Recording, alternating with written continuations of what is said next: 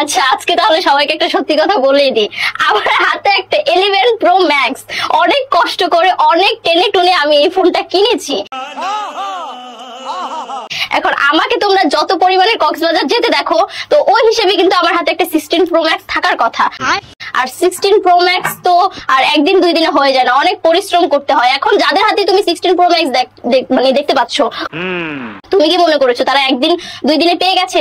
তারা জার্নি করেছে, প্রচুর জার্নি করার পর দেন হচ্ছে এই কিসের জার্নি করছে সেটা শুধুমাত্র লিজেন্ড যারা আছে তারাই বুঝতে পারছে। আশা করি আপনিও বুঝতে পারছেন, বাট এখানে না বোঝার ভান করছেন। আইফোন পাওয়ার জন্য যা জার্নি করা লাগে তারা সেটা করেছে। অন্যরা কিভাবে আইফোন কিনছে সেটা তো জানি না, বাট তুমি কিভাবে কিনছো সেটা বুঝতে পারছি আমরা।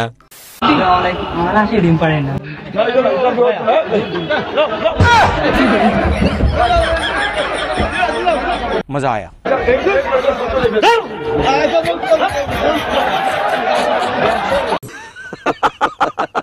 আরে ভাই, তোর হাঁসে ডিম পারে না সেটা তোর হাঁসের সমস্যা, এখানে হুজুর কি করবে? ঠিকই হয়েছে, যেমন কর্ম তেমন ফল পেয়েছে। বিড়ি খাওয়া যদি জাহাজ থাকতো এই হুজুর প্রতিদিন বেনসান খাইতো।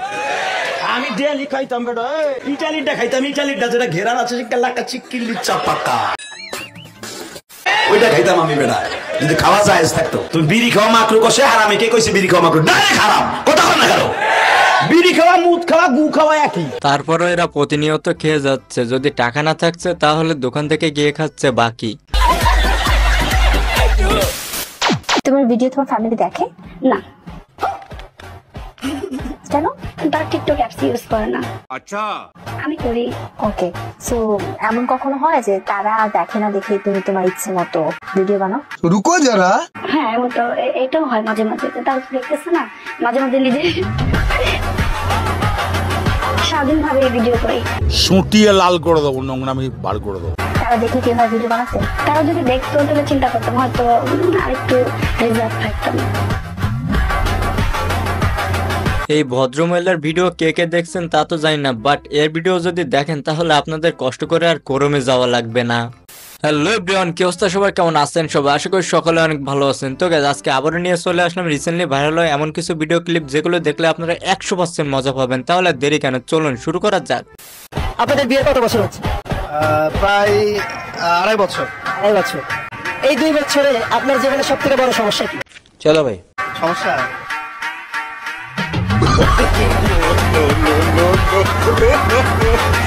ভাইটা এটাই বোঝাতে চেয়েছে যে সমস্যা সবসময় সঙ্গেই থাকে, তার আবার সমস্যা কিসের? আচ্ছা, আমার চোখের সামনে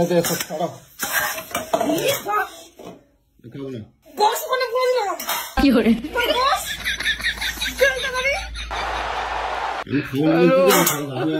হোটেলে গিয়ে খাবো।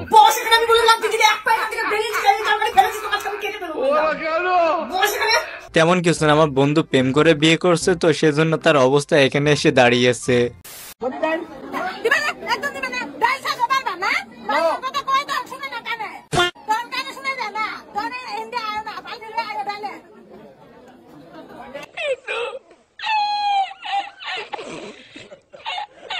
ভাইরে ভাই, ওর কপাল ভালো যে এটা বিয়ে বাড়ি, তা না হলে ওর কপালে আজকে দুঃখ ছিল যদি ওর বাড়ি হতো এটা।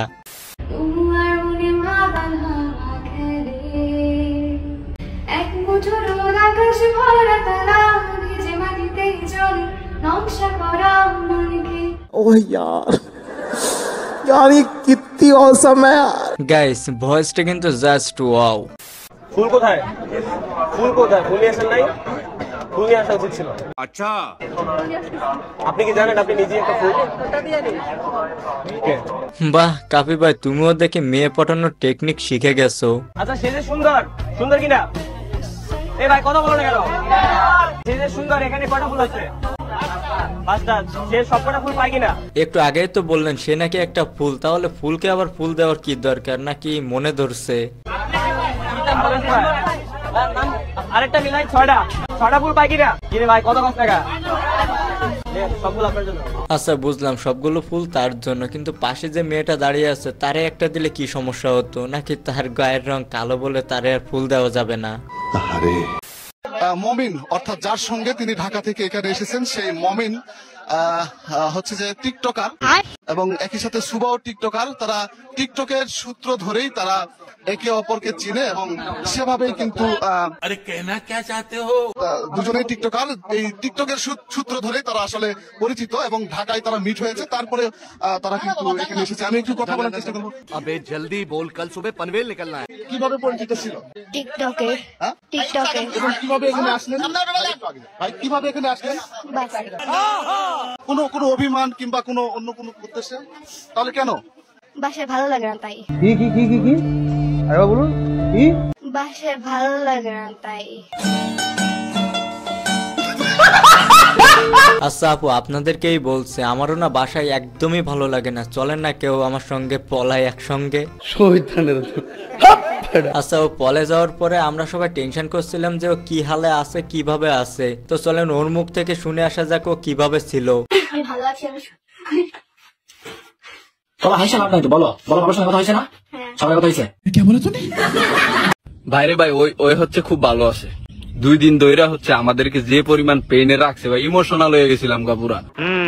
যে দেশটা কি হইলো আসলে, আমরা কেউ নিরাপদ না। 11 বছরের একটা বাচ্চা হচ্ছে ঢাকা শহরে নিরাপদ না। হ্যাঁ, মারে নিয়ে হাসপাতালে আইছে, সেখান থেকে সে হচ্ছে কিডন্যাপ হয়ে গেছে না। এইটা কি কোনো কথা? কি একটা অবস্থা, কোন দুনিয়াত আছি রে ভাই।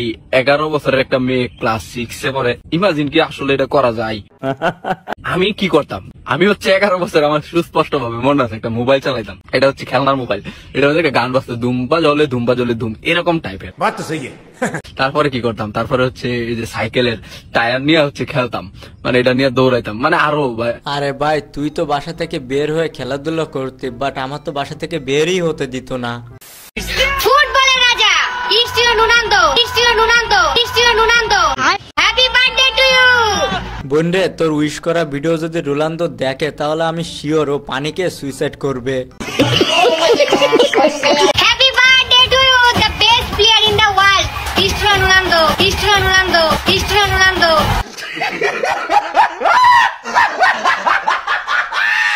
এটা কি পাস করা যায় নাকি? পাস করা যায় কিন্তু। Thank you. Thank you. You're a singer. আমি গান গাই, নাটক করে, কিন্তু আপনাকে দেখার জন্য ইনফ্লুয়েন্সার হিসেবে চলে এসেছি। हाय हाय আপনি এত সুন্দর ঢঙে কথা বলেন, এটা তো আমি গলে যাচ্ছি।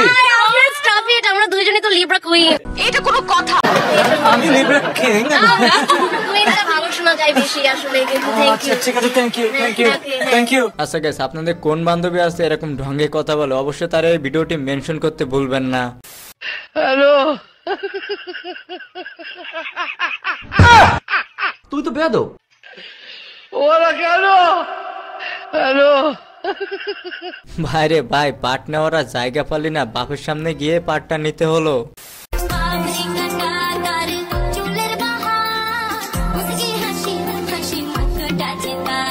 हाय हाय গ্যালারিতে এরকম সিনিয়র আপু থাকলে আমি কোনো দলের সাপোর্টার না থাকলেও খেলা দেখতে রাজি আছি। প্যারি সমাজ গই। চুপ থাকার সময় সে রুখে দাঁড়াও বাংলাদেশ। এটা তসবিরে বাইরে থেকে তসবিরে কি করে?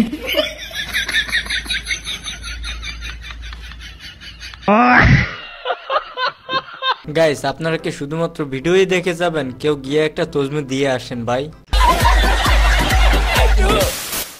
এত তাড়াতাড়ি গরমের দিন আয়া পড়লো, আর কয়টা দিন পরে এলেও তো পারতো। কি একটা অবস্থা, এখন দিয়ে গরম লাগা শুরু হয়ে গেছে গা। আমার না শীতের দিনই ভালো লাগে। তা তো লাগবে, কারণ ওই যে গরমকালে একটানা গোসল করা লাগে আর শীতকালে গোসল না করলেও চলে।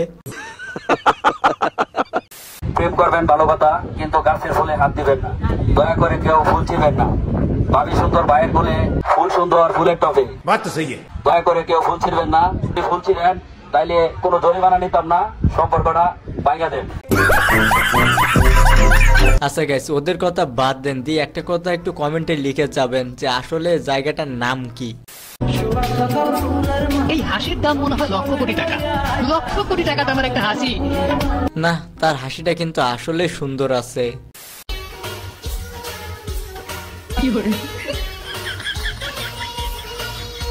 মামুনি, আজ যাবা কনসার্টে?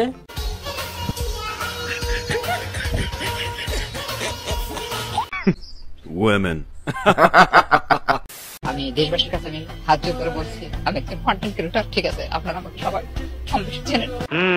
আমি সমস্ত কন্টেন্ট ক্রিয়েটরদেরকে দৃষ্টি আকর্ষণ করে বলছি আপনারা আমার পাশে এসে দাঁড়ান। আমি কখনো কল্পনা করিনি আজকে আমাকে এই জায়গায় এসে দাঁড়াতে হবে। আমার মা আছে বৃদ্ধ, তাকে নিয়ে আমরা একটা সময় অনেক পরিমাণ টোল করছি, সরি ভাই। গাইস, সে এখন বিপদে পড়ছে, আমাদের উচিত তার পাশে দাঁড়ানো।